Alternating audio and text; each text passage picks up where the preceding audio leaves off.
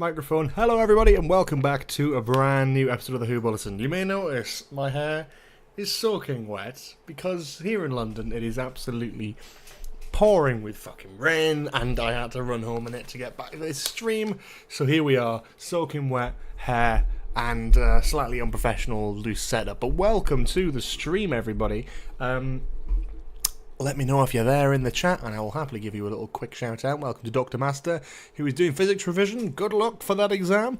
The Underhenge, Mr. Scarlo, Cole Rains, Jeremy Duncan, Oasis Central, and Mark Farnkopf. Welcome. Welcome. If there's more of you out there, keep saying hello and I'll keep saying hello to you. What a lovely day this is. Yeah, we're absolutely soaking it down. We've had an interesting week, haven't we? We've had some mad stuff going on this channel. Absolutely crazy. I've started doing Doctor Who reviews again. People, bloody hell, believe it or not. If you weren't already aware, or you haven't already seen this, please go and check them out. I'd really appreciate it. Got 2 brand new reviews on the channel. Oh, that's good, George. That's a pretty nice professional webcam you got there. That's fab. That's top tier. That's why you get the big views. So yeah, we did 2 new reviews this week. Bit of a different format for me, but very heavily scripted. And a lot of fun, and people seem to be liking it so far. I have scripted a one for Boom. It is on its way. I am just very busy at the moment. I'm very busy. I live stream. I podcast, I do a lot of different things, and I also work a full-time job, so do bear with me and be very patient, and you will get your reviews in due course. But I have got a script for the Boom one that is coming very soon. But if you want to watch the ones I've done already for Space Babies and The Devil's Code, they are there on the channel. Let's try and get them both past 1,000 views. That would be lovely, wouldn't it? We're very close on that one. A little bit further away, but still quite close on that one as well. So that's something that's been going on this channel. We've been doing Doctor Who reviews again. Holy shit. Those are all linked in the description below as well, by the way. There'll be a playlist which will update every single week with our weekly Doctor Who reviews for this series. In the meantime, what else has been going on? Boom came out, which is very exciting. Probably one of the best episodes of this series. Probably the best episode of this series so far. Which is really exciting. What you love to see, really. I was a big fan of it. Don't want to give too much away from my actual YouTube review, but yeah, I was a massive fan of it. I think it was really good. I don't think I loved it as much as other people did, but I think I can appreciate what it is objectively, and it is objectively a very good episode of Doctor Who. It wasn't quite Wild Blue Yonder for me, but it was up there. It was probably the best episode since Wild Blue Yonder. If we're talking objective, maybe in time I'll come back to it and not really care. For me, the things I don't like about it are just the setting. I'm not a big fan of like the battlefield, combat-y kind of stuff, especially in Doctor Who, because I feel like they go a little bit tame, and that's absolutely fine. It's just something I don't really look for. So to tell you what I do look for though, next week, 73 Yards, Welsh folklore, politics, Dr. Light, all my makings of potentially the best episode of the season. So I'm very excited for that, and I'm very much hoping that we're going to get a best episode of the season, so I'll be keeping an eye out on that. I'm very good, thanks. How are you doing, Mr. Scarlo? Yeah, what did you all think of Boom? What were you all thinking going into 73 Yards? I enjoyed Boom, but I thought the resolution was a bit quick. Yeah, I think that's probably a fair point. I think I liked the fact that it was different in a sense where it's like all taking place in one location. There's nothing really... It's mostly real time. We're not cutting away from the action very much. So I quite like that. Very much, actually. So, yeah, as we continue to crack on and talk about that sort of stuff, we're also going to do our Hoodle before I forget. If you're not familiar here, we have a Discord server, which is also linked in the description below. Or at least it should be, anyway. I think it's linked in the description below. If it's not, tell me and I'll send you a link. But we have a lovely little Discord community where we talk about all the latest, greatest Doctor Who goodness over on there. And every single day we have a little Hoodle to do. And there's a website here which basically shows you a screenshot from a Doctor Who episode. You have to guess what it is, and then go from there. So I'm, at the minute, going to try and do the last week's worth of Hoodles that I've missed by not doing them on the Discord server and not looking at spoilers. I can now go through and try them on stream, and that's going to happen. So tell me what you think of all this sort of stuff. I'll read all your lovely theories in just a second. This I am lost at, but I'm thinking Impossible Planet. It's that sort of aesthetic. Could it be Satan Pit? I mean, it's very similar vibe. I see. I got it. I'm glad I got the Impossible Planet, though. To be fair, I'll give that to myself. Christmas Invasion. I'm thinking. Probably wrong. Yeah. 42? Maybe? Definitely feels Tenant. Silence in the Library. Idiot. It's Silence in the Library. Or Forest of the Dead. Oh, no. That's really shit, that one, isn't it? Especially when it's a two-parter. That's two-parters that have got me there. 6 months later. That looks like a Matt Smith era text, maybe? Or maybe it's not, actually. Oh, I'm going to take a random guess at this one. I'm going to say Daleks. It's not that. Oh, it's Boomtown. 100% Boomtown. Yes. Because 6 months later is at the beginning of the episode. So it wasn't Smith. I was right in that respect. My initial instincts were off. I'm thinking... That's so difficult. I mean, BBC logo-wise, I'm thinking A Good Man Goes to War. I'm thinking this is sort of Matt Smith, which I think is correct still.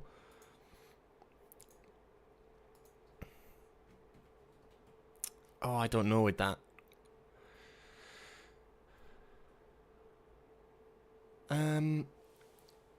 Bloody hell. What is this going to be? Caretaker, maybe? Oh! Oh, no, it's not. It's fucking Let's Kill Hitler. It's the school flashback. That's really clever, though. That's a good little ruse. Oh! Kablam.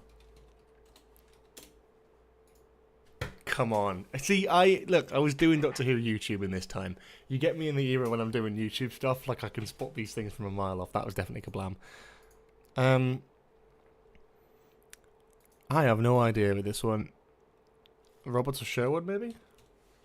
It's got to be Robot of Sherwood. No? Oh. Woman Who Lived, maybe? Yeah, boring episode. Didn't like that. That's gotta be like... That's gotta be like Christmas Invasion or something, isn't it? Yes! Oh, that's really embarrassing, actually, that I got that from that. And I think we got this one, didn't we, last time? We did get this one last time, so that's from last week. I can't remember what it is, though, but I'll try and make a guess. Oh my god, what was it? It was something stupid, but I can't remember quite what it was now, and now I'm kicking myself. I don't know. Smith and Jones, isn't it? It wasn't that. I think I guessed Still on Earth last time, and I was wrong, and it was Bells of St. John. It's because it looks a lot earlier than that. It looks like a bit shit. Yeah. Well, there you go. Lovely stuff. Oh, well, there we go. That's a good little game. I do love a hoodle. I'm a bit embarrassed I got the Kablam one straight away, though. Let's read out your guys' opinions for a bit. So, Cool Rains, I really enjoyed Boom. Thought the resolution was a bit quick. Yeah, that's fair enough, I'd say. I think it's definitely part of it where it sort of resolves itself, and that's that. But I think at that point, when the stakes are so high, it has to have a quick response to sort of just finish it up, I guess. But I do agree with you. 73 yards looks like it could be a 10 out of 10, but I'm trying to lower my expectations so I don't disappoint myself. It's a good thing to do, and I think if it isn't a 10 out of 10, lowering your expectations is definitely the good thing to do, but if it's 10 out of 10, it shouldn't matter what your expectations are. It should be a banger anyway, so we'll have to wait and see, but I'm buzzing about that one.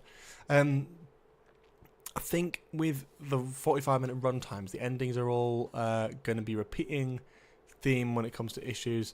Yeah, I think that's probably it. Yeah, the endings are going to be quite quick and wrapped up, which I don't mind. I think like Devil's Core did not feel 45 minutes. Devil's Core felt like a lot longer than 45 minutes. It felt like a film because of the scale of it. It doesn't really matter about the runtime because the scale was so big and it got through quite a lot. There's a rumour that Disney has fired RTD, but that sounds like total and complete BS to me. Yeah, where are you? Yeah, there's a lot of different things wrong with that statement, which is just hilarious. Yeah, Russell isn't employed by Disney. He can't be fired by Disney, first of all. That's not how that works. Doctor Who is still owned by the BBC, and Russell T Davies is employed by the BBC. The production company assigned to it is Russell's co-production, which is Bad Wolf, and then it is distributed with Disney, with funding and certain partnerships with them, but they will have a say in big hiring and firing, but they can't outright decide to get rid of someone like that. Also, it sounds like complete bullshit. It sounds like the kind of stuff you'd see those typical YouTubers make up when they want to make something look bad, and they go, "Oh my god, it's terrible!" Oh! And yeah, that just sounds like complete bullshit. Yeah. I agree completely. I don't believe the rumor for a second, but it's out there. Stupid rumor. I can't stand rumors like that going around, but it is what it is. They're just stupid at that point, and people believe them, and that's fine, but it just never ends up happening. It's like, remember Chaos in Cardiff? Do you remember, like, when Series 12 was filming or something like that, or something along those lines? I think it was, like, actually before. Yeah, it was. It was before Series 12 had even come out. I remember it was Chaos in Cardiff. It was, everyone was kicking up a fuss. Christian was leaving, all that sort of thing, and then we got a whole of the season past that, and suddenly these rumours just disappear, don't they? They just disappear when they're not true. They don't get called up on, but if they did, there'd be a lot of bullshit that gets spread around by the same people. Speaking of Kablam, Boom kind of gave me Kablam vibes, but I don't know why it was far better than Kablam. Well, Kablam had a very grand setting, but I think it said the wrong thing about technology and abuse of technology, and I think that's the problem with Kablam you have there, and a lot of people have made this observation, and a lot of people disagreed with how that was handled. Kablam was a good episode with a bad ending, in terms of what the conclusion should be. The system has abused the workers, and that's what's doing it. And the Doctor didn't back that point up, whereas in Boom, it goes right back to that sort of Oxygen vibe of, like, capitalism in space. Capitalism prevails. It's all about money. It's not about people's lives anyway. Oh, yeah, shit. Yeah, I realised that this is still on screen. We have already done the hoodle, but yeah, I know it's saying, but thank you. It is strange. Ruby stated her distance away from the landmine and Imperial rather than metric, and then next we have 73 yards. Interesting. That's a good observation. How did the Anglican Marines even hurt each other? It didn't make a lot of sense. I think the idea was that it was sort of fictitious, that all of the technology is owned by Villengard, right? It all comes from Villengard, and it's all a financial capital for war.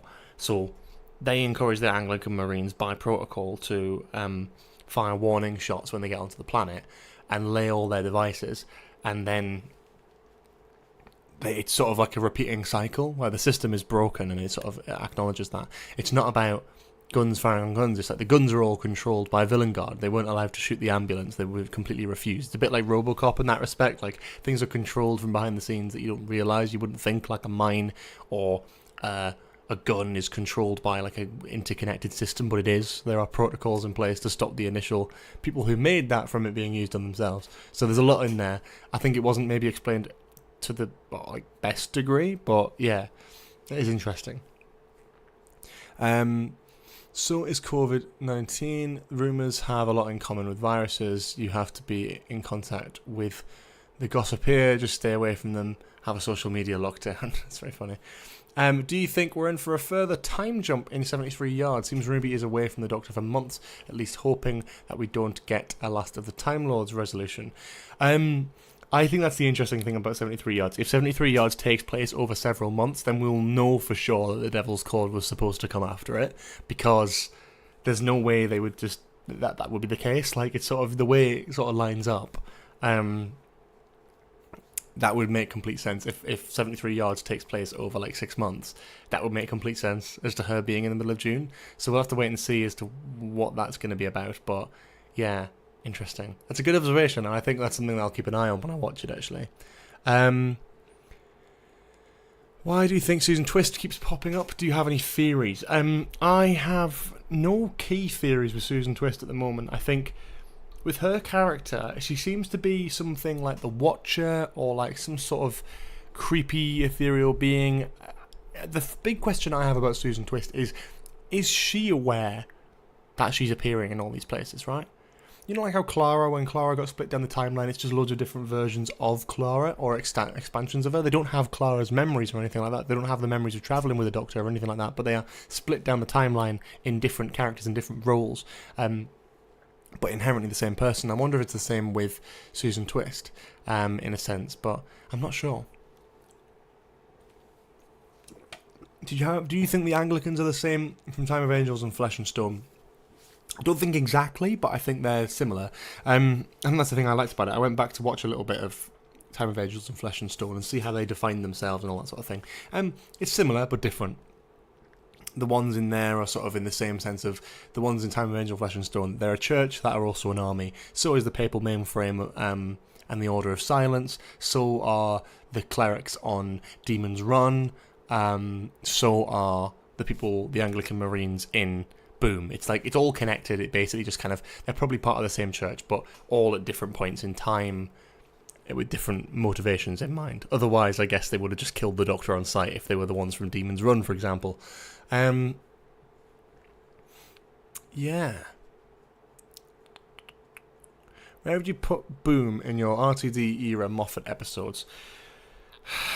See, here's the thing, and I'm probably going to shock a few people with this, but let's be real about it. Let's be properly real about it. Probably near the bottom, right? Boom is great, and it's excellently written, and it's great, right? It is a great episode, and I love it to bits. Is it above Silence in the Library and Forest of the Dead? No. Is it above Blink? No. Is it above Girl in the Fireplace? No. Is it above Doctor Dancers and Empty Child? Maybe. It's around the same, but it's great. I don't think it's top of the list. I think anyone who's saying it's the best Moffat penned RTD era episode, I would say to give the others a watch again and just kind of really think about that. And it's fair enough if people think that, and that's what they want to believe, and that's fine. You know, it's people's opinions after all. But for me, that's where I'm sort of like, nah, I can't agree with that. I'm sorry. Oh, voice spray, horrible.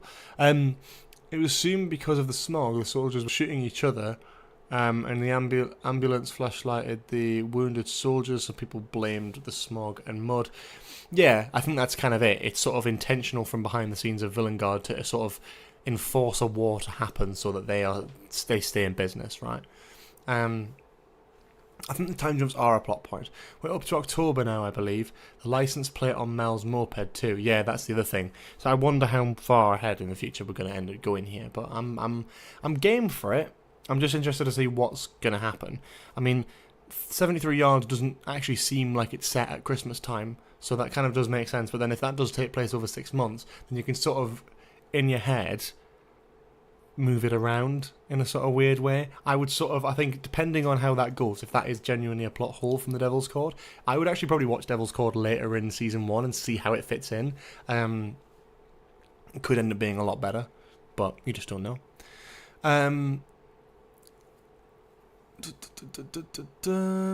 What if the TARDIS is sick? We know it's been groaning since Wild Blue Yonder. Maybe the TARDIS is projecting Susan Triad as a warning to the Doctor that something is deeply wrong. That's a really good theory. I like that theory completely. I think, that's a really cool one. I think there's definitely a lot going on with Susan Twist, and the thing that I love is that I haven't got a decent theory about it. Like, I genuinely haven't got anything that's good that I would actually warrant saying, because I think it's so complex and interesting anyway, what they're doing with this. I don't think they're going to do Clara again, so it's kind of begging the question of, my biggest question with the Susan Twist stuff is, does Susan Twist's character know that they're appearing throughout time? Is it intentional or is it accidental? You know, is she just playing a lot of different characters who don't know each other and don't know of their wider purpose or existence, or is it intentional? I don't know. I like the TARDIS being sick idea though. We're going to get a TARDIS based episode though, aren't we? I swear at one point we were going to get this. I'm sure Russell actually said that in season 1 or something like that. We were going to be getting an episode which proved that this TARDIS is the same as the TARDIS from Wild Blue Yonder and prior, right? You know, it's not a knockoff TARDIS. But then we've got 73 Yards, and then we've got, is it Rogue and then Dot and Bubble, or is it Dot and Bubble after that? God, it's Dot and Bubble next week. Christ. Hang on. I genuinely can't remember the order here. Oh, Christ, you type in Doctor Who Season 1 and you just get... It's fucking ridiculous. This is... Oh, they've actually got it as Series 14 on fucking Wikipedia. They don't give a shit.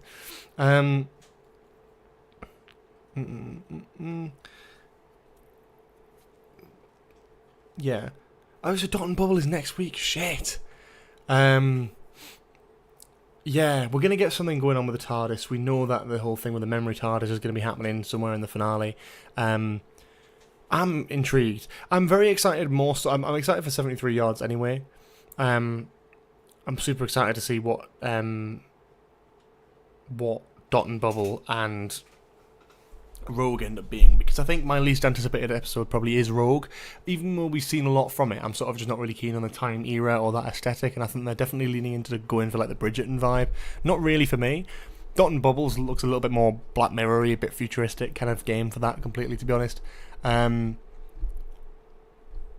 then The Legend of Ruby Sunday and Empire of Death, I'm excited for. I love a good classic Russell T Davies two-parter finale. I think the stakes are going to be big, and I'm very excited for that. Knowing Russell, I just don't think he would do it like a lackluster finale. I don't think he ever has done a lackluster finale for Doctor Who in my eyes. Like Bad Wolf and Parting Other Ways were incredible. Army of Ghosts and Doomsday were really high stakes. Utopia, for frig's sake, Utopia. Sound of the Drums, Last of the Time Lords, all great. And then, yeah, Journey's End, Stolen Earth, the great episodes as well. Like, there's just high stakes. I'm expecting some good stuff from that finale. I'm fingers crossed, but you never know, do you? Just because it was October and Castarian 3 doesn't mean it's October on Earth. Is a very, very good point. I thought Boom was quite similar to the premise of Oxygen. Yeah, similar, isn't it? It's sort of playing on the capitalism in space vibe and sort of... and I quite liked that. Even though it's written by the same person, I'm like, yeah.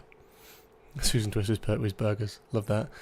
I think the stories are all going to be connected by the end of the series. Ruby's created by the baby farm and planted by Susan Twist. Interesting.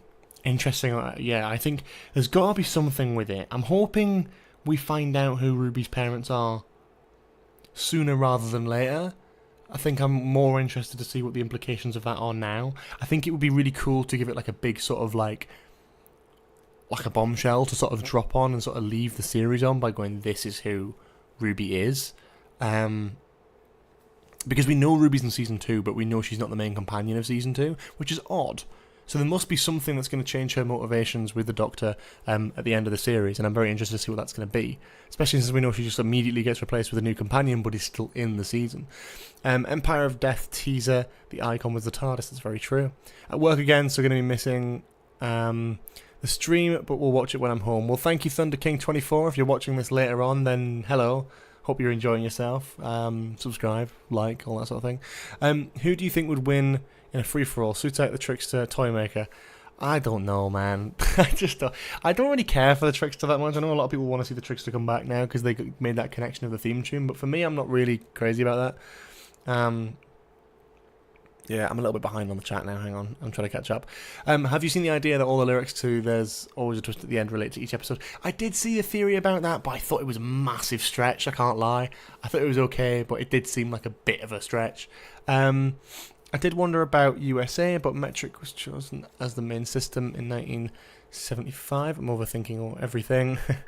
I'm so convinced the Devil's Cord is meant to come after Dot and Bubble. I bet the outfit to the beginning of the Devil's Cord will be the Dot and Bubble fits. I don't think they will be. I think the Dot and Bubble fits will be the one from the initial promo photo. When we got the announcement of the series, of them together, if I can find the bloody thing. Oh, this website's not working 100%. On Church on Ruby Road, we had... Oh, there it is. Hang on. Behind the scenes photos. This photo here. This was part of the announcement thing, or the announcement outfits, right? Obviously, we've seen Shooty's Doctor in this. We've not actually seen this outfit on Ruby yet, which kind of makes me think that this must be Dot and Bubble. I'm thinking, anyway, because I feel like we've not seen that at all yet. And that was sort of her initial companion reveal outfit. And Shooty's initial Doctor reveal outfit. We know they probably filmed the whole episode. It wasn't just for that one scene, was it? So I'm expecting this to be the outfits for Dot and Bubble, just based off like process of elimination. We already have seen the first 3 episodes, so that's not much of a spoiler. 73 Yards We know what they're both wearing in that one. Oh, God, why does it take so long to load? It's because they're such high res, not because my internet's that bad. Yeah, I like these outfits. They're pretty good. What else we got? What else we got? We also got Rogue. We've already seen. Very good. Oh, Christ. It takes a bloody while, doesn't it? It's just to see who Jonathan Groff's going to be, but I'm not going to get too into that because we did that a while ago and I just don't really know much yet. But it's interesting. It is interesting. Don't get me wrong. I like the idea of it. And then the outfits for the finale, I think we know it's a two-parter simply because of what we've seen from the trailer in terms of the outfits. We've seen Ncuti riding the moped with Mel and screaming into the void out of the TARDIS in a sort of leather jacket. He's also in Unit with a leather jacket as well.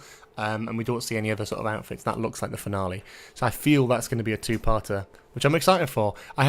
When's the last time we had a two-parter in Doctor Who? Like, it genuinely, since probably Flux 2021. But even that was like, not really a two-parter, do you know what I mean? It sort of ended with some exciting cliffhanger stuff, but like it wasn't a strict two-parter, it was just like a 6-part series. Sorry, I'm missing a load of messages and chats here, so if I do miss something, please jump it back up. What are your thoughts on the viewing figures? I was hoping someone would ask this because I just really was itching to talk about it. So, people are so fucking annoying, man. Like, I saw this going thing on Twitter, and everyone's sharing it and going, oh, that's not very good, because the 7-day consolidated figures for the first 2 episodes came through, and they're just over 4 million each, right? That's not amazing. Like, I'm not going to, like, try and gas it up and be like, no, that's absolutely fine, don't worry about it. I'm not going to, play into that stereotype.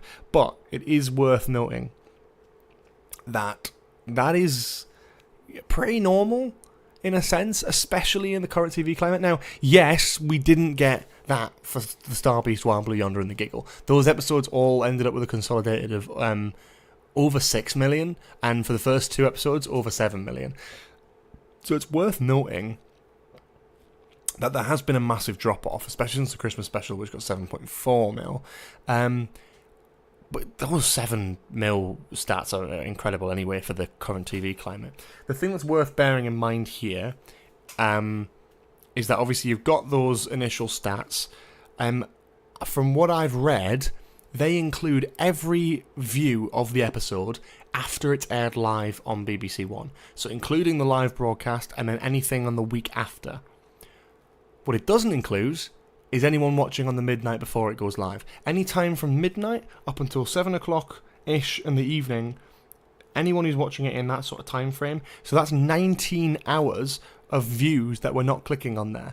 And that's the first 19 hours of it being on iPlayer, and we're not including those viewing figures potentially. And I think that's going to hugely, hugely skew it. Now, I can't say I didn't watch Space Babies. I watched Space Babies once on midnight and then twice a couple days later. So that's like one of my views, right, on there, but one of them is completely missing. And the one where I initially watched it, and where a lot of us initially watched it, where a lot of us literally watch it on midnight, that's not being counted. Now, it is worth noting that this is also being published by Barb. It's not being published by the BBC. They'll have their internal viewing figures, especially via iPlayer and especially from the midnight release, which I'm sure are going to be a lot higher anyway because of the fact that this isn't potentially including those initial views from midnight releases.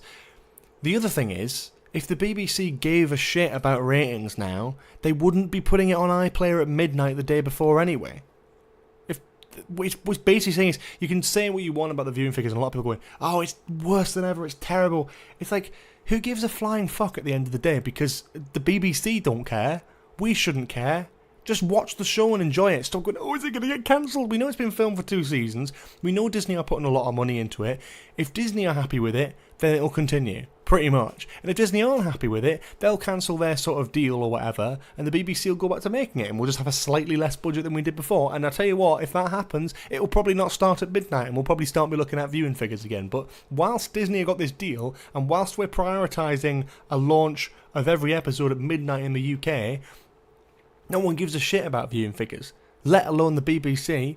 I guarantee it. It's obviously a good indicator for us and something we've always relied on, because primarily the BBC will air it on TV and then it will go to iPlayer. For the first time ever with Space Babies starting, we're airing it at midnight and then the day later, 19 hours later on TV, whereby a lot of fans, diehard fans, and people who really want to see it will have already seen it. And then, funnily enough, you look at the viewing figures and you go, oh yeah, 7.6 mil, 7.1 mil, 6.85 mil for the giggle, Christmas special, 7.49, and then as soon as you get to the new series, as soon as you do the midnight launches, 4 million. 4 million. Because there's going to be a cut-off. There's just going to be a difference in the way it's consumed. But the thing is, if the BBC cared about that, they wouldn't be putting it on there at midnight. They don't care. And if they don't care, we shouldn't care. So I think people need to stop talking about it and pretending to be experts in the field. They have no fucking idea. And at the end of the day, Disney Plus are the one monitoring the numbers. You can look at, they've published stats on Marvel shows and Star Wars shows. I believe it was like 6 months. And I remember this was a couple of years ago. And I think it was like, Loki was like a hugely successful one. And it had 2 million streams overall. We're in a different era. We're not in the 60s where we're expecting 10 million live viewership on BBC One. We're not expecting that. We don't live in the fucking 60s anymore. Times change, TV changes, the format changes, and as much as we will miss the old format of it being on TV first and foremost, then like we just want, like, I don't know what I'm trying to say, but we're in a different sort of age is basically what I'm saying, is that we can't be holding Doctor Who now to the standards of viewership that it was in 2005 or whatever. It's a different climate. It's a completely different climate, you know. And if it sinks like drastically, then obviously like that's going to be something to talk about. But I cannot bear, for the first time, I'm going to hold off from talking about ratings in the future because I've always sort of been interested by it. It's always been a good indicator of the show's success and notoriety in the UK. If we're not even going to include the midnight clicks, then it doesn't mean anything. It's just random numbers at this point. So I don't give a shit. And yeah, the Disney numbers will be huge because Disney Plus is worldwide. It's a massive thing. They've been putting so much money in America into putting it out there, into promoting it. It's being talked about a lot more. Yeah, it is exciting. We're in a different age, obviously, but Doctor Who is being talked about, and it is out there, and people are talking about it and clicking on it, and we probably won't get these published numbers, but at the end of the day, it's not for us to worry about. If Doctor Who if Doctor Who, by the end of this series, by Empire of Death, is getting 2 million consolidated, we still don't need to worry because it's not our responsibility. It's for the BBC to worry about. It's for Disney to worry about if they have a cause to worry. But at the end of the day, Disney are putting a lot of the funding in. It's being consumed in different ways. It's about an international brand. It's about a product. It's not all about that overnight viewership anymore. Do you know what I mean? Times change. Yeah, and I think it was eighth most watched in the US on Disney Plus, which is incredible considering we've got Star Wars shows and all that sort of stuff on there. We had a new Star Wars thing come out on the 4th of May. We had a new Star Wars thing come out the week before the 4th of May. I'm a big Star Wars fan, so I know what's coming out with that stuff. Yeah, it's incredible. Really, really good stuff. Do you think the Trickster will come back this season? I don't think so. I'm not sort of buying into that theory. I know a lot of people are excited by it, but I don't know. If you could have an alien companion, what kind of alien would it be? For me, I would want a nude companion. So bad. That's an interesting one. I don't know if I could think of any Doctor Who aliens I'd want to have as a companion. Yeah, I'm not sure. Yeah, the first block was episodes 4 and 5. There you go then. That'll be the Dot and Bubble outfit then. Perfect.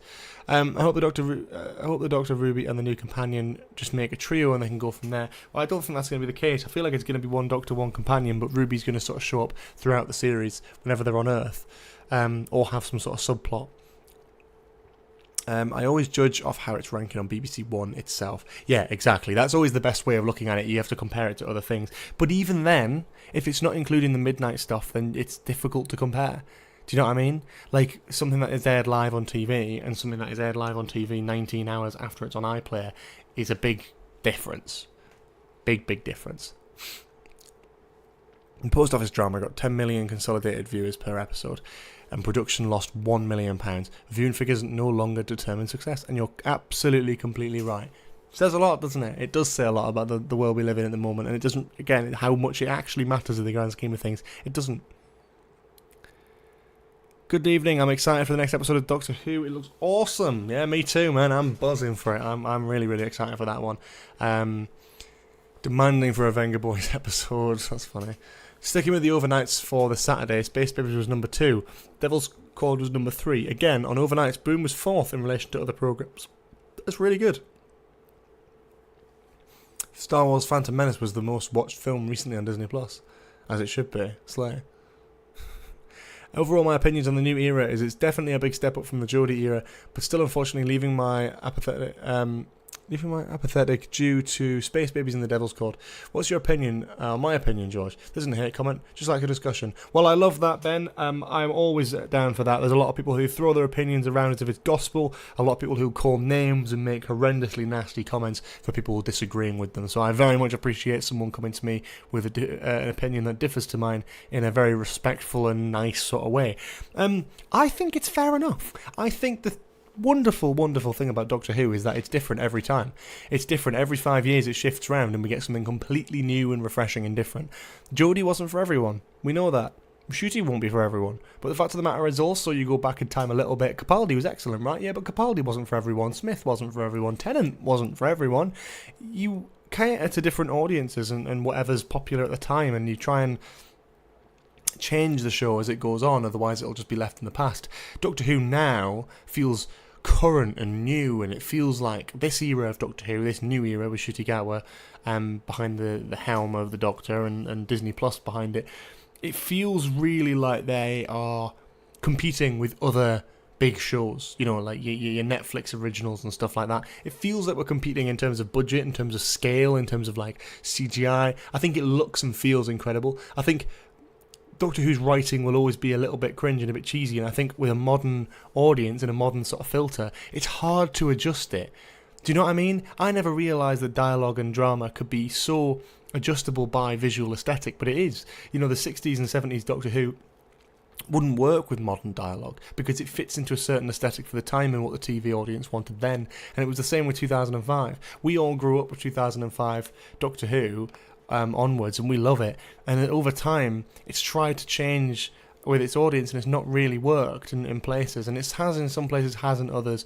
But this new era of Doctor Who, the most promising thing for me, watching Ncuti and Millie and all that, is that they seem like, I don't know, they seem really new and refreshing, and it feels current. It feels like a show that you would expect to see doing well, you know? And it is an old brand, it is an old sort of known thing, and it's about making it worldwide again. So I think, you know, Space Babies and Devil's Code, completely fair enough, it's not for everyone. Space Babies was wild, very weird and wonderful high concept. Devil's Code was even weirder, but in a completely different way. And that's why I love what this series is doing, is every episode feels like a different genre. I love that Devil's Code was very over the top and musically. Space Babies was very sci-fi, high concept, futuristic, a bit tongue-in-cheek.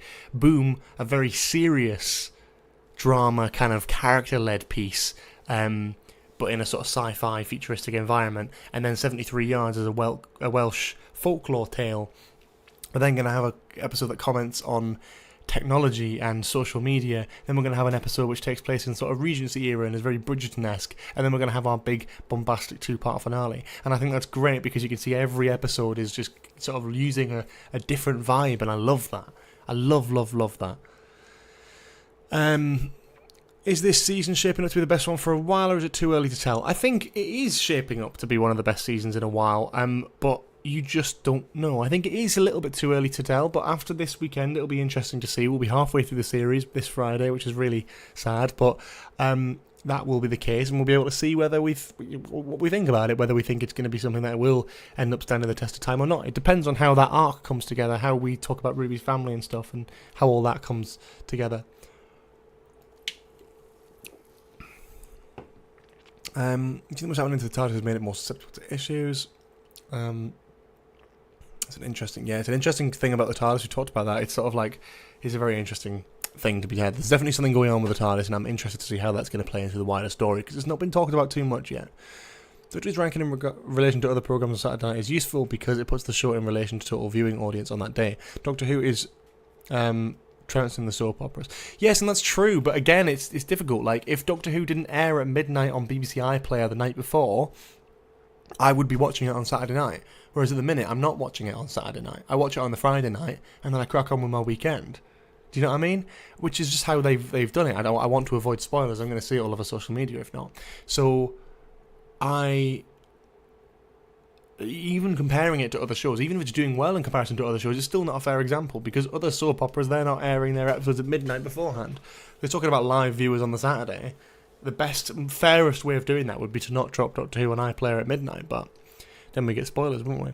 What was your favourite episode penned by each showrunner? Oh, that's such a difficult question, Mr. Scarlo, and I frankly haven't got the time to go into all of that now, but I would love to talk about that another time, definitely in another live stream. I think there's some incredible ones, and I think Moffat's got some absolutely brilliant ones. Russell as well has just got some great ones. I think, yeah, Russell for me, it's sort of like the turn lefts, and yeah, I think Series 4, Midnight and Turn Left, is like a sort of double two-parter kind of thing, was just incredible. You know, even as a 4-episode run like that, and then going into Stolen Earth and Journey's End is just incredible.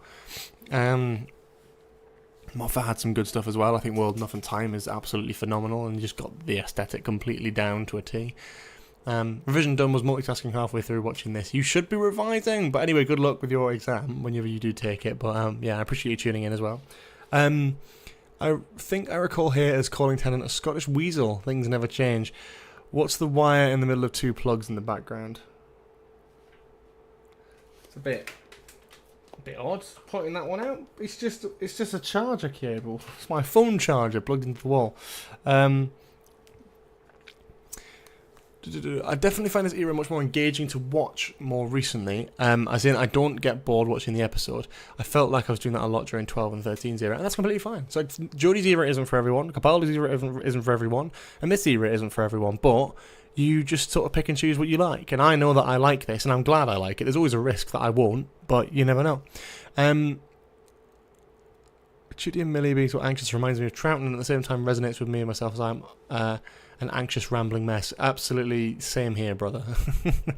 The TV airing of Space Babies, it had a message at the end credits from Shoot You Get was saying he enjoyed Space Babies and Eurovision was coming up, and this was not included on iPlayer. Oh, interesting, I didn't know that.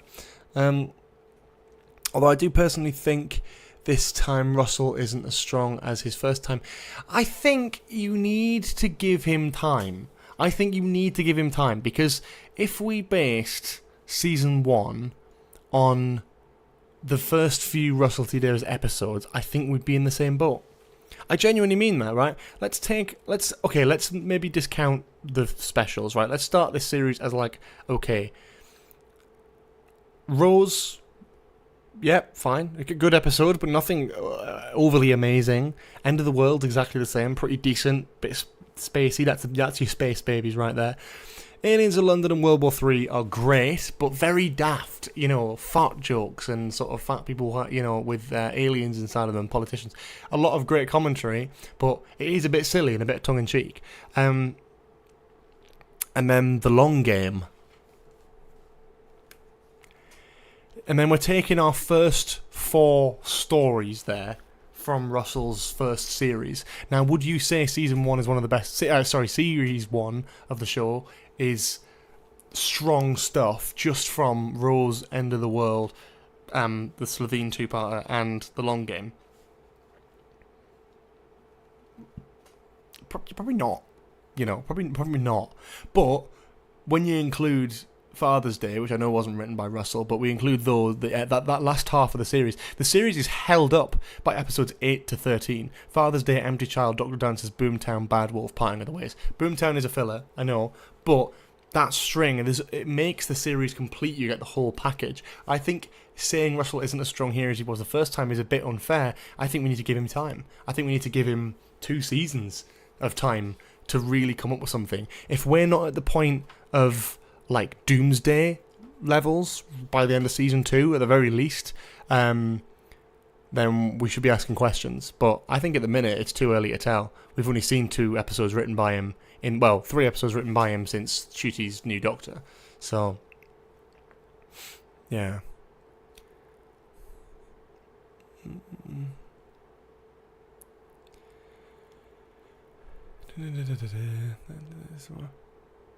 Brilliant live rambling video for my birthday. Happy birthday, Steam Rocks. So the IMDb rankings earlier, arbitrary system. Every Russell T Davies series picks up halfway through. Yeah, I think 73 yards is going to be that make or break. I think 73 yards is either going to be to the level of like Turn Left, where it's going to be incredible, or it's just going to kind of fall flat. But I think it's going to be incredible. The reviews seem to be gassing it up to the nth degree, and I'm very, very excited about all that. So yeah, I'll be keeping an eye. Very interesting stuff. For those who are watching, by the way, I'm going to keep answering your guys' questions, but I did want to point out as well, thank you for tuning in. If you want to see my full in-depth reviews for Space Babies and the Devil's Code, they are on the channel now. There is a whole ass playlist here with them in, which I'll put in chat.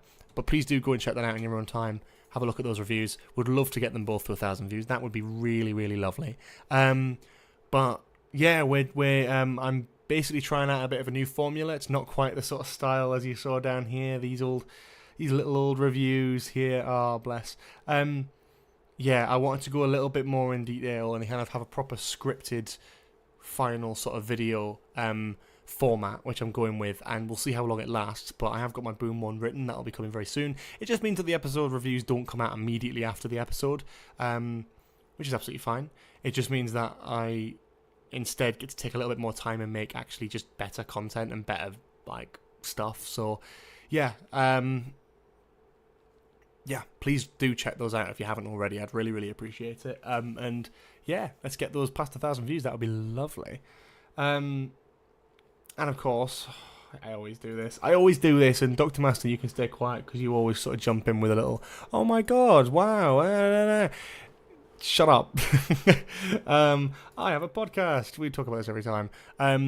It's called Nostalgia Bait. We've got weekly episodes coming out on here. We have got a whole ass Doctor Who episode here, talking about mine and my co-host's experience with the show, our love for the show, and sort of preview ahead of season 1, some theories and all that sort of lovely stuff. And we've got a Fallout episode which came out last week, and then a bunch of other sort of stuff. If you like your Star Wars, if you like your Marvel, your DC, your video games, your TV shows, your films, this is absolutely the kind of thing for you. So please do go and check it out. We're on Spotify.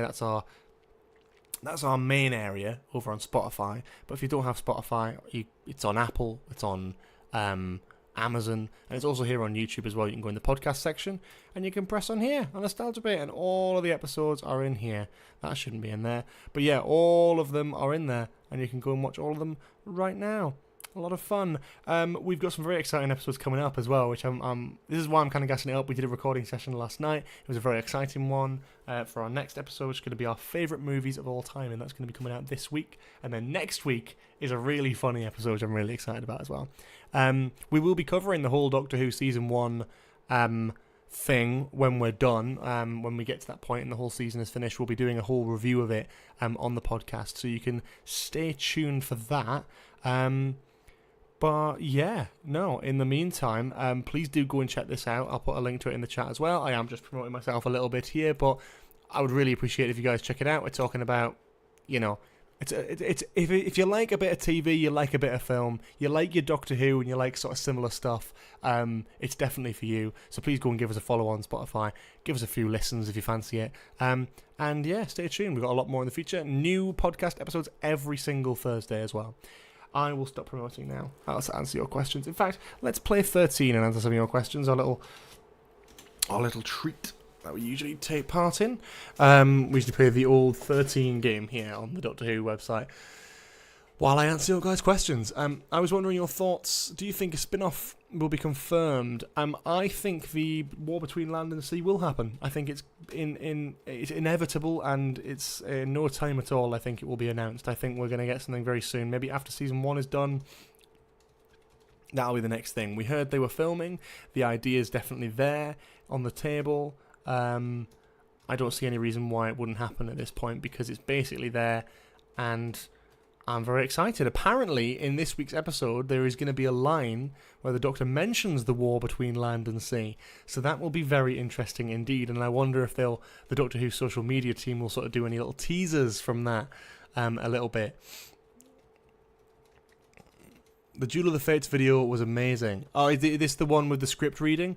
I really appreciate that, because that took a long, long time to edit. For those who don't understand what we're talking about there was basically an unmade Star Wars film that never happened, but the script leaked online.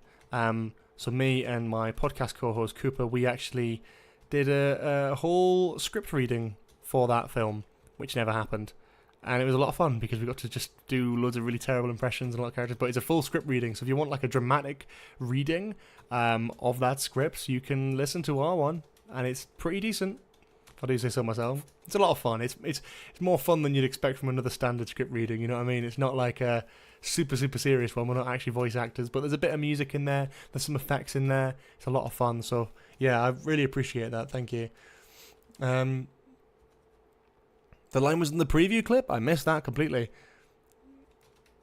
I think Mad Jack is going to be the politician. I fully think so.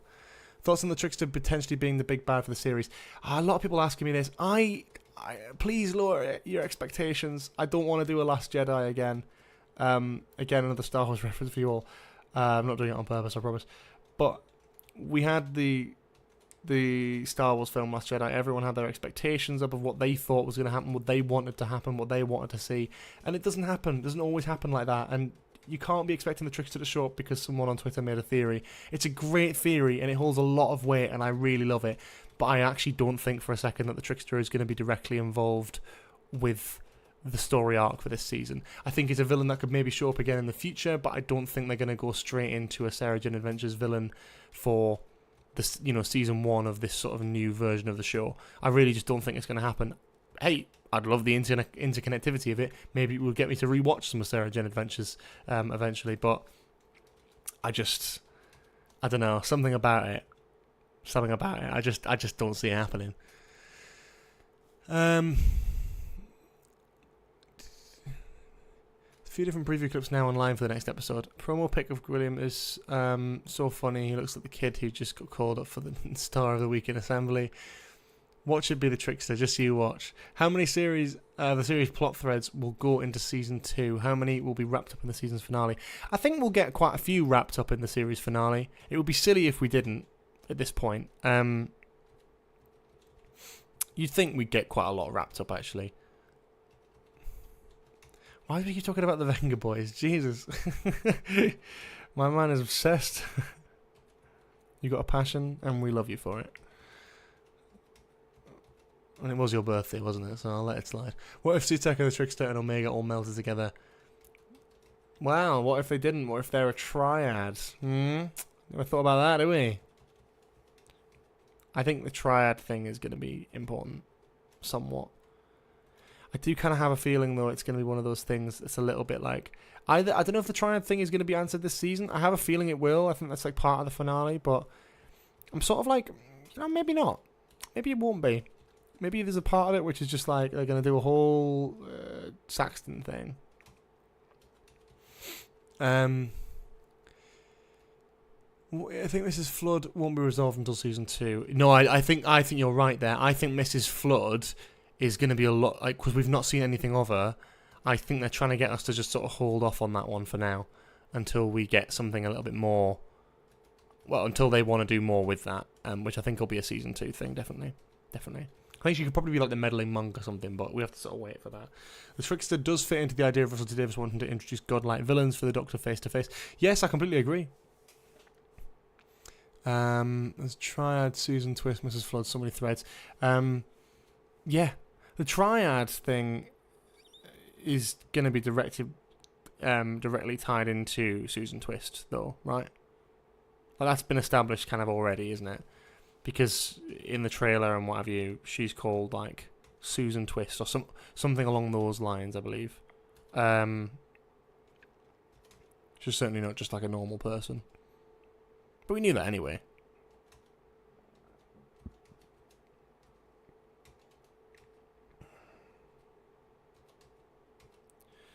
Oh, this game sometimes is just mildly frustrating. Ah.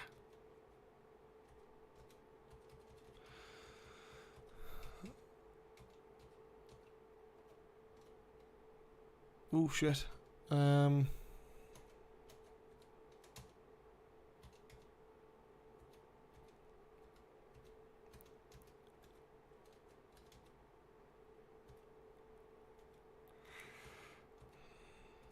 Okay.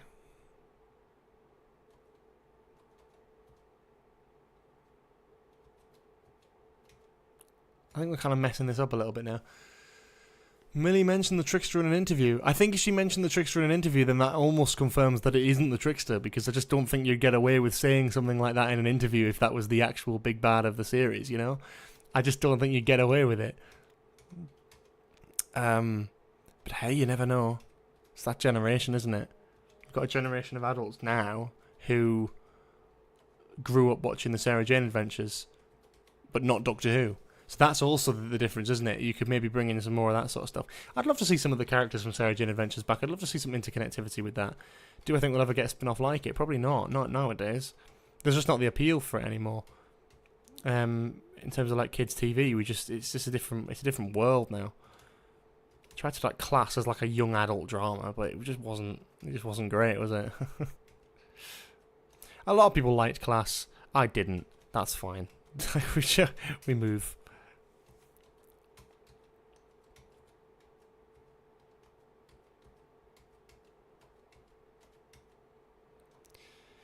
Might get to Tenant here, you know. Thoughts on Moffat doing the festive special? It's going to be a somber Christmas. Yeah, I actually quite like the idea of Moffat doing the special. It's really interesting. That's the first ever time we've got a Christmas special that's not being written by the current showrunner. And I think that's interesting. I think that's a very interesting choice that they've made to do that. I'm game for it. I think it's a really interesting and cool choice. I think it's a good choice because it's sort of... I guess it takes...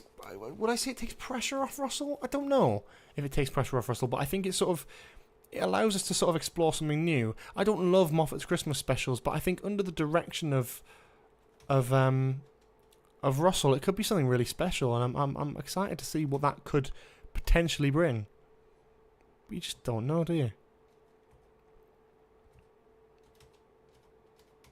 I'm excited though. I think that's a great prospect, and it's nice to see Russell isn't just taking kind of all the writing credits for himself, because he's done that a little bit this season. He has taken a lot of the writing credits, which is, you know, he's the showrunner, understandable. I think he wants to kickstart the series, but it'll be nice to see some more diversity in the writing team next season. Absolutely, it would be fantastic to see that, because I think it's not been bad, but it's sort of one of those things where it's like, it would be nice to see a little bit more, again, diversity in writing. You look at, like, I mean, look, I know a lot of people don't like Series 11 of Doctor Who, but we've got to understand it's one of the most diverse teams we've had in Doctor Who writing. And, I mean, a lot of great different perspectives and backgrounds in terms of writing. And actually, some of the episodes were great. Let's just say that and get that out there now. I really like Series 11. I'm an apologist for that.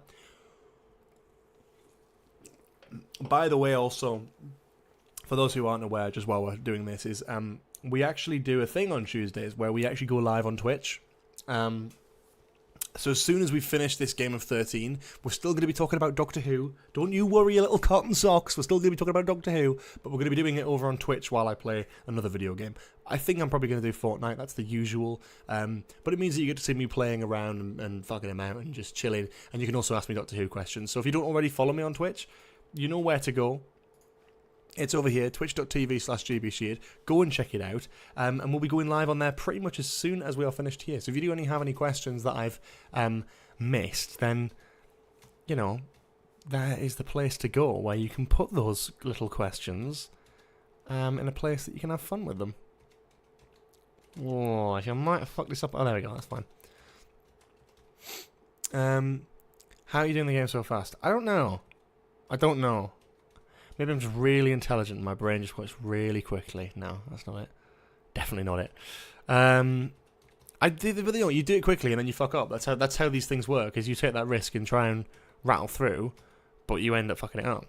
I think this is probably going to be maybe one of my better scores, though.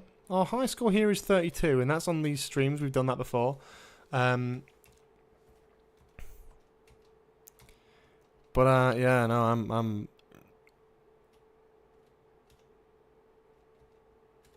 yeah, look at that, beautiful. Can't believe Series 11 was 5 years ago. I think it was first introduced to your channel when the marketing began for that season. I really appreciate that, actually. It's really nice to see people who have stuck around since then. I know a lot of people who would have probably subscribed on a lot more recently than that, and that's absolutely fine. You know, whether you've been at the channel for one day or whether you've just not watched any of my videos or streams for years and you've decided to come back today, it's really appreciated. It is honestly massively, massively appreciated. Like, I don't hold any expectation to people wanting to actually spend that much time on this channel. You know, I am my own biggest critic, and I can't believe it sometimes. This always surprised me. So thank you. You're all bloody lovely. I genuinely mean that. You are all the best. You can't all be the best, but you are all the best. You guys are giving me a platform, and I'll always appreciate that. That's always something that I will never take for granted, is that.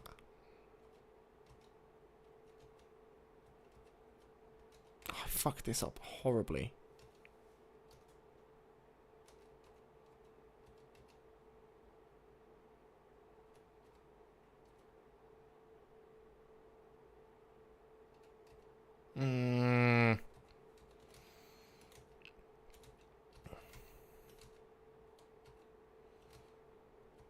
I need to sort of move this along a little bit.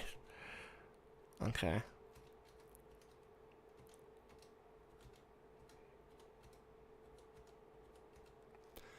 I need to read some chat as well. I remember when everyone thought those killer robots in the Ghost Monument were going to be Sontarans or Judoon based on the photos. Oh god, you tell me about it. Percy the Cat. All those eras of rumours in that time were just unbelievable. Some of those things were just ridiculous. But I've learnt my lesson. Look, I had a lot of times where I reported absolute garbage, and I realised that and stopped doing it because I was like, this is just ridiculous. I'm just like, it wasn't even intentional. It was just very much a case of like, I was told something and I believed it because I was a gullible idiot, and I trusted people on the internet, which I should never do.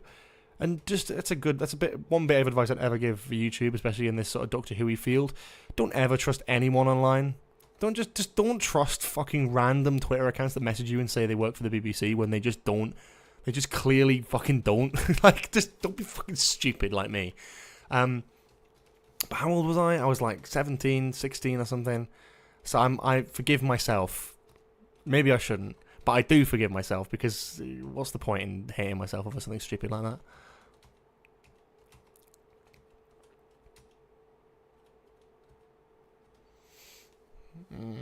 Percy the cat, eh? Percy the bloody cat.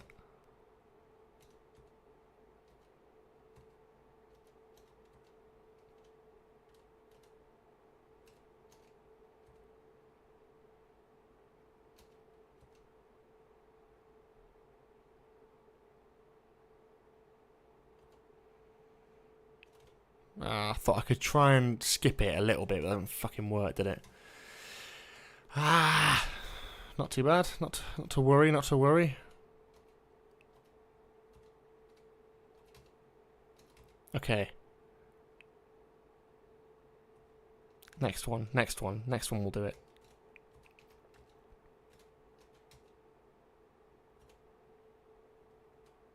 Oh, fucked it.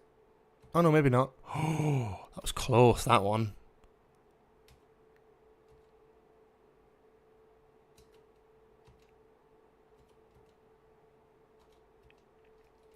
I've messed this up now, though. I'm definitely going to die, like, shortly. Die? God. It's a bit extreme, isn't it, George? It's a fucking stupid thing. Don't worry, I didn't see... Here's the Mike Zero of Doctor Who. God, yeah, cry. I don't know who that is, but I can picture it. It's all I will say. Yeah, man, I just never wanted to be that fucking guy. Because people are not stupid. People know when they're being, like, fucking lied to. Especially fucking Doctor Who fans, man. Maybe people are fucking... They know what they're talking about, man. They know what they're talking about. Okay. Okay, that helps. We've actually done something cool there. We did a thing. We're actually doing really well at this. This might actually be our high score coming up here. Eccleston is the highest I've ever gotten in this game. I would like to see Gwen from Torchwood again. If you don't die in 13, you regenerate. Very clever. Very funny. That sounded very like passive aggressive. It wasn't meant to be. And okay. Oh, nice. Sandwiched it.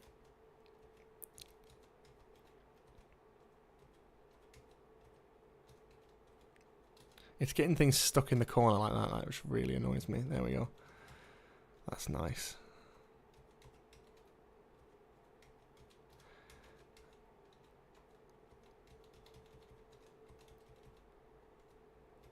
Okay. Okay. We're getting there. We are getting there. We could actually potentially get to Matt Smith, but I doubt it. I don't know if I've ever got to Matt Smith. I think that might be my high score, maybe. I'm not sure. Not 100%. Not 100% on that one.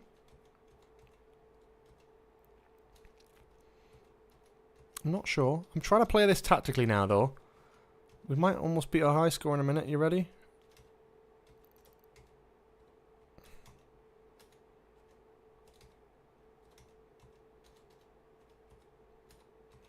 Okay. Yeah, we've passed our high score now. The wire in between the plugs, never saw anything like that before. It's just there's just USB slots, right? There's just like USB slots in the wall with the plug. That's like a common thing nowadays. I wouldn't worry. Don't worry too much about it. Don't lose any sleep over it, please. I would hate that. I remember when Hellbent aired and people acted like it's the worst piece of media ever created. People exaggerate and people get wound up about things. It's the same thing with the Timeless Children. Things are always worse when it's happening, and as soon as it's after, it doesn't matter anymore. That's the thing. That's the golden rule, really, is that once it's not relevant anymore, it doesn't matter. Now the Timeless Children is sort of not really having any lasting impacts. Yes, it's being referenced in the new era. Yes, it does have a sort of general impact, right? But as soon as it doesn't, it's sort of like, it doesn't really matter anymore. And it doesn't matter like how well written that story is, because Russell can sort of just do what he wants with it. Like, he's the current showrunner now. Like, Chibnall isn't anymore. And that's not necessarily a good or bad thing. It's just a case of like, that's just how it is now.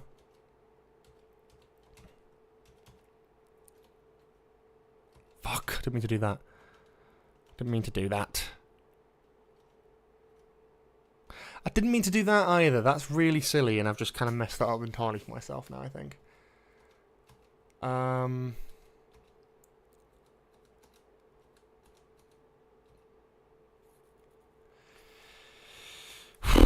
This is getting fucking hard now.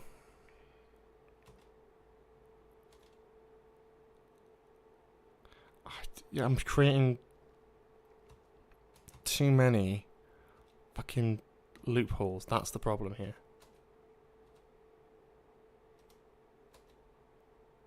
Look at this. I'm like creating like a fucking zigzag. It's not what it... Yeah, it's fucked. There we go. Oh, well, that was that then. We are done with this for this week. I will be posting a review of Boom this week. Stay tuned for that. In the meantime, if you want to check out my full 12-ish minute reviews of Space Babies and The Devil's Court, please go and check that out. I will be talking more about Doctor Who, so if you have any burning questions, you can come over to twitch.tv/gbsheard. I'll put the link in the chat again. Anything you want me to react to, talk about, any questions and answers, all that sort of thing, you can head over to twitch.tv now. As soon as this stream ends, we'll be going live over on there and continuing until about 10 o'clock this evening. So if you do fancy popping along, you do fancy asking some more Doctor Who questions, you do fancy watching me play a bit of Fortnite, then feel free to pop on over, and I very much hope to see you all there. In the meantime, obviously check out all the socials, check out the podcast, new episode every Thursday once again, and our Discord server. All of these wonderful links are down below. So yeah, I think that's pretty much that. I think we're just about to go live on Twitch, so I probably shouldn't be sharing the screen, should I? But you know, I was going to discreetly change the title, but it's sort of just showing that I was doing that now. So yeah, we're going to talk more about Doctor Who, obviously, because it's just the current thing at the minute. So we'll be over there on Twitch talking about that as we play Fortnite and get killed by a lot of people probably. So definitely stay tuned. Definitely head over there now, and I will see you all very, very shortly. Have a lovely evening. If not, bye bye.